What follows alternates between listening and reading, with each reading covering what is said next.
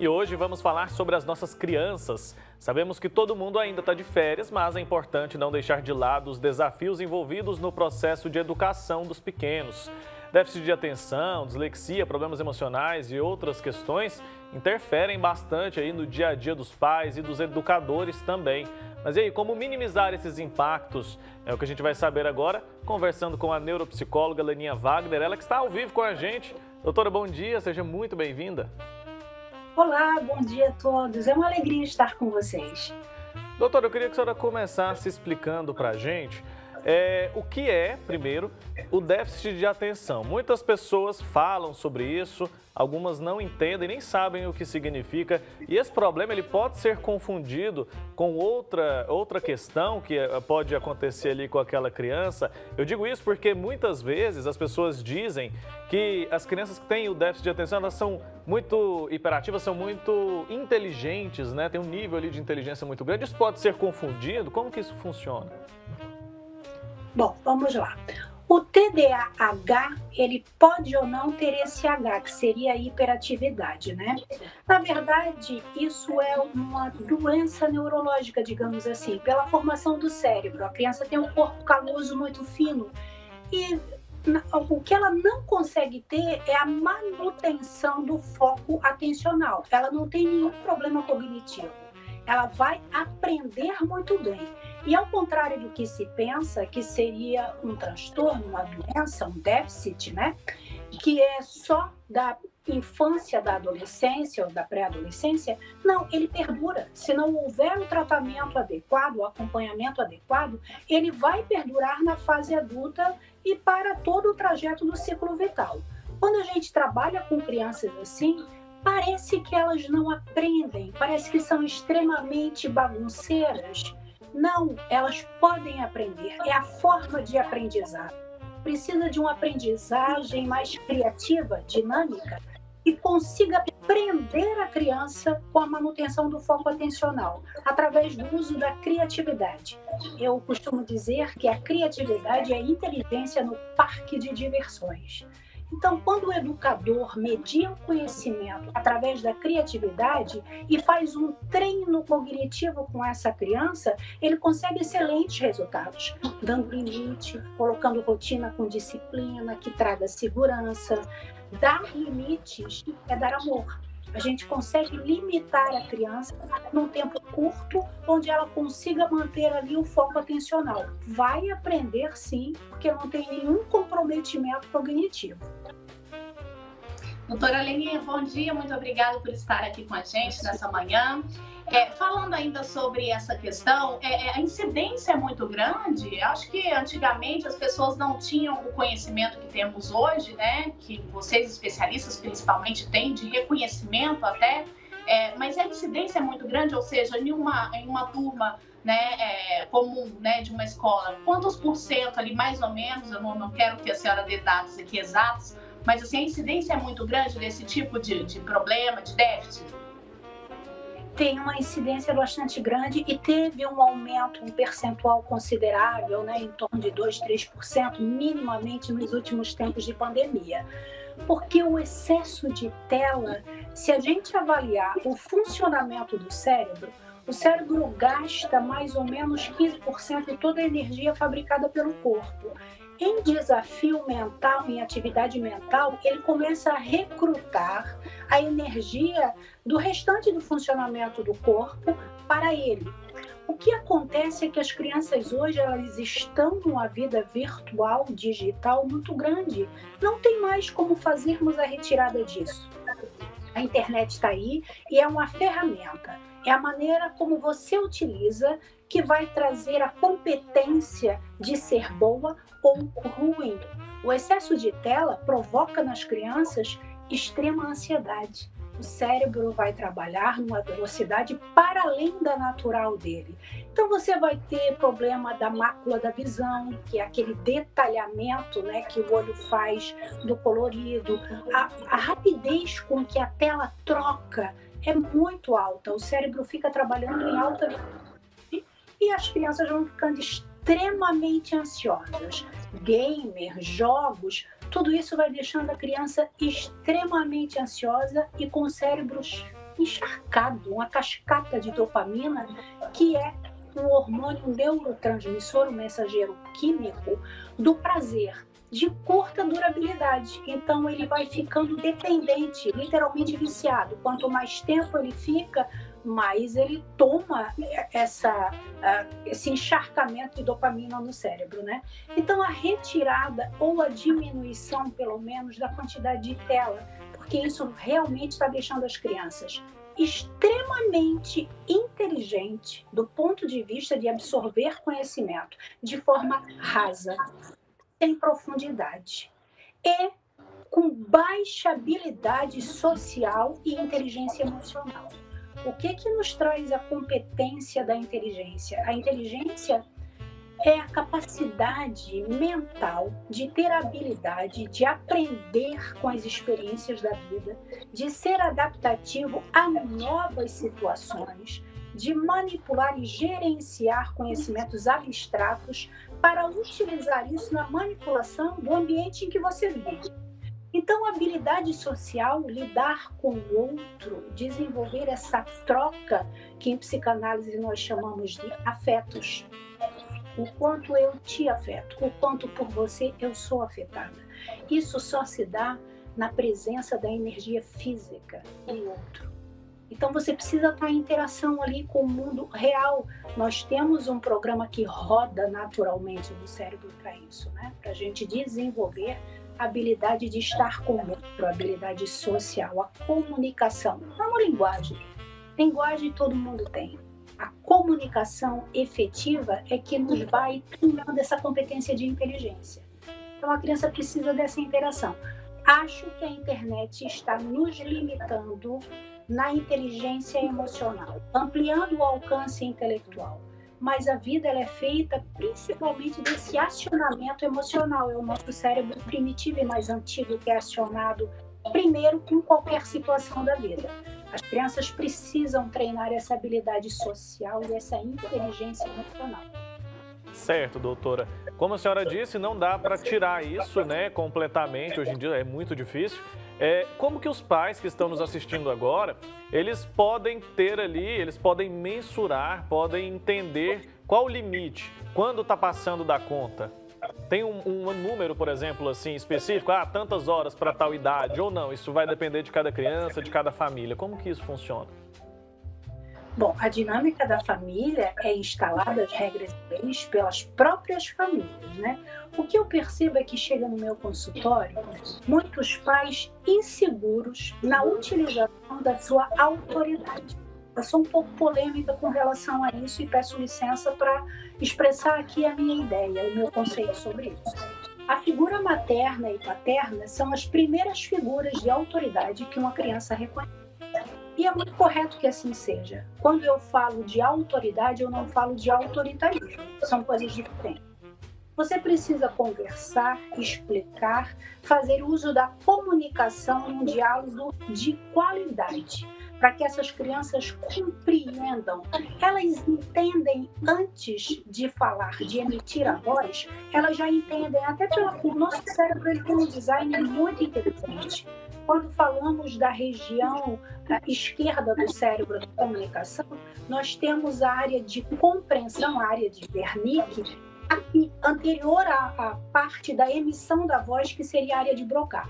Então, a criança, primeiro, ela entende semanticamente, ela assimila aqueles conceitos e depois ela aprende a emitir quando ela quer se comunicar.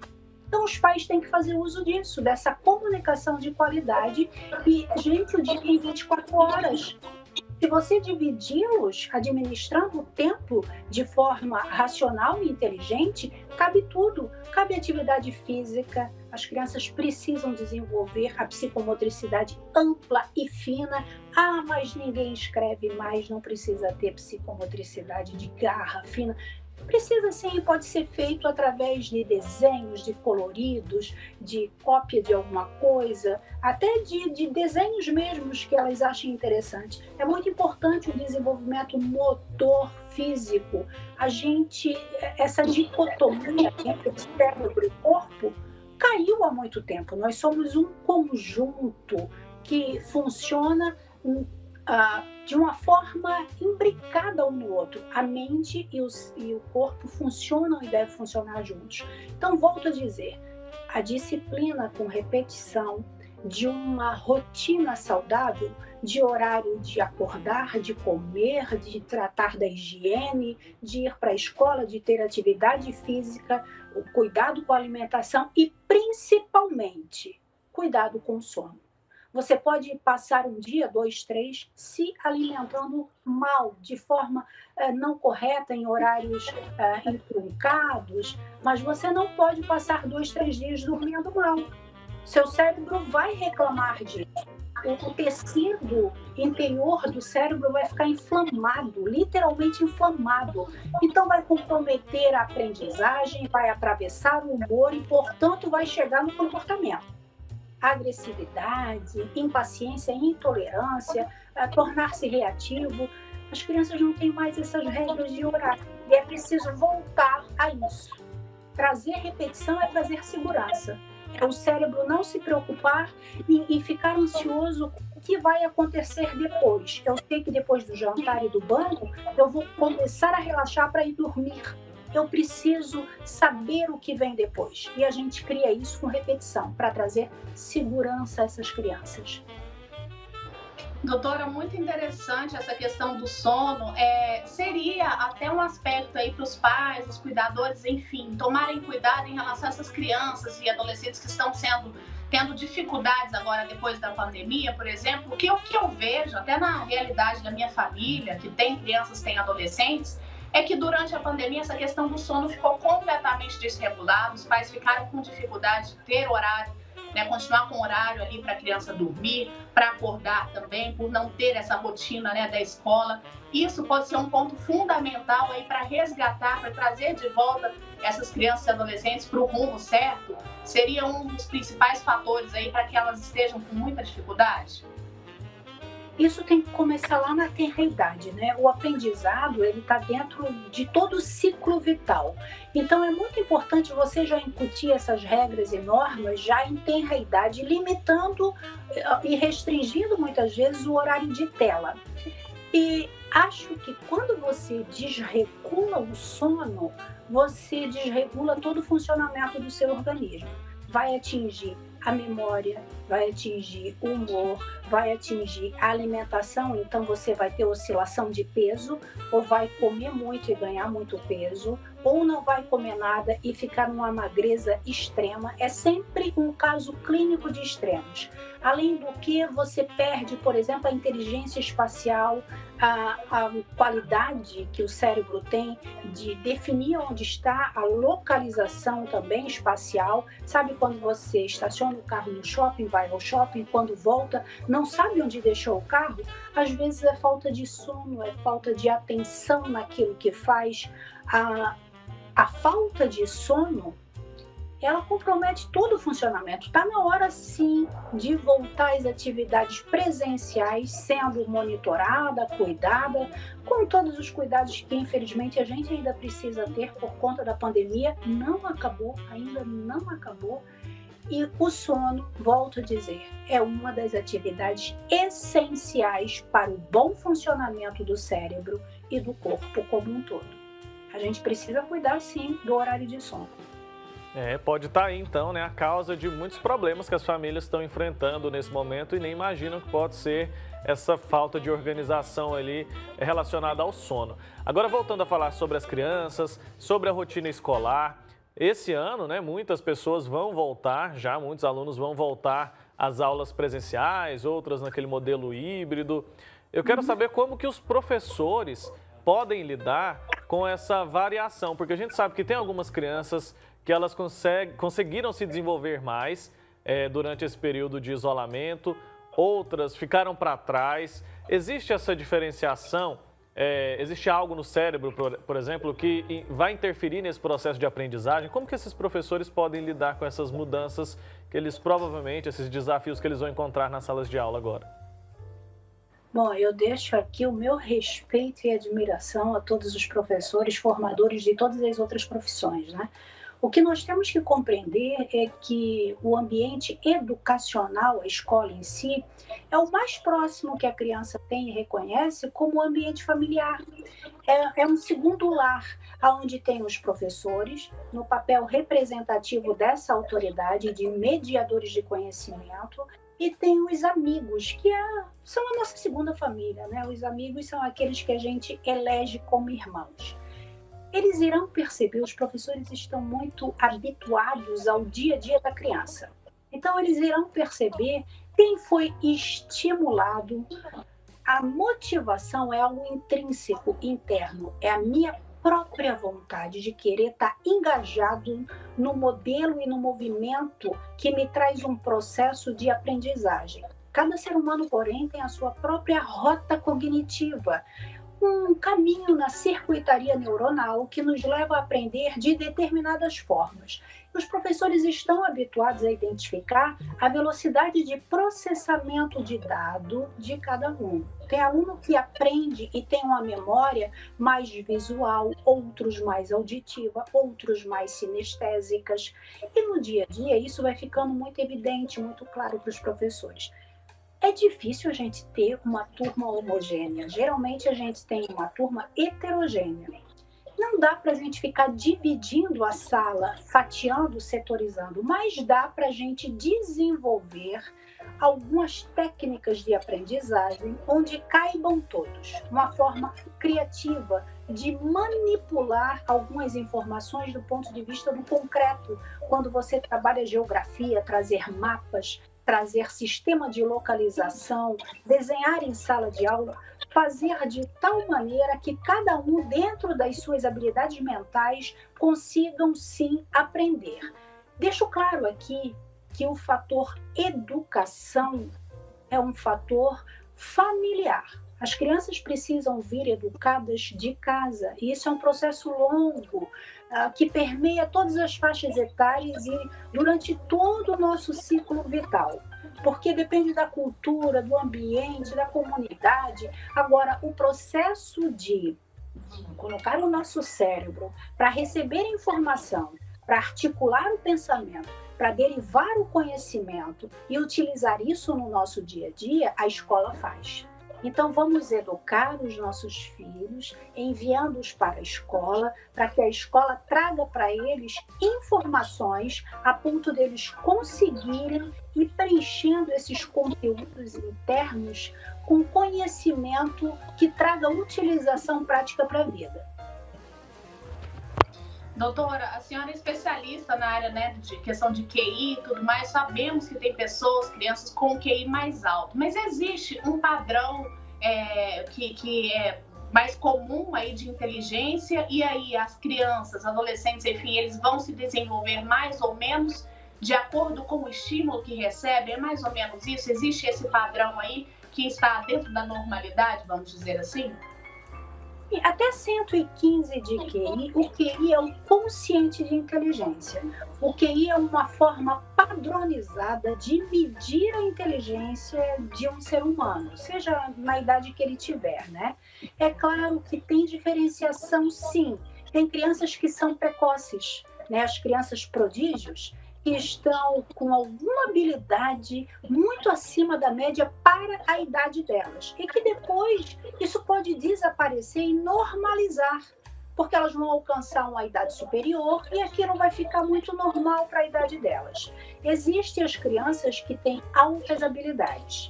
Às vezes elas têm um déficit em alguma área do conhecimento, porém têm altas habilidades numa única área, que pode ser da música, da matemática, do desenho, de alguma área do conhecimento humano. Os superdotados, eles têm altas habilidades dentro de muitas áreas. A inteligência humana, a métrica dela é muito variada. A gente começa a medir sempre pela socialização, que é uma questão muito interessante do ser humano, a nossa competência em conviver com o outro, né? Essa interpretação do mundo. É muito interessante a gente saber disso.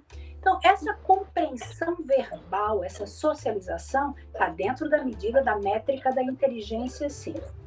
Existem também os superdotados, que tem aí um QI acima de 130 até 144.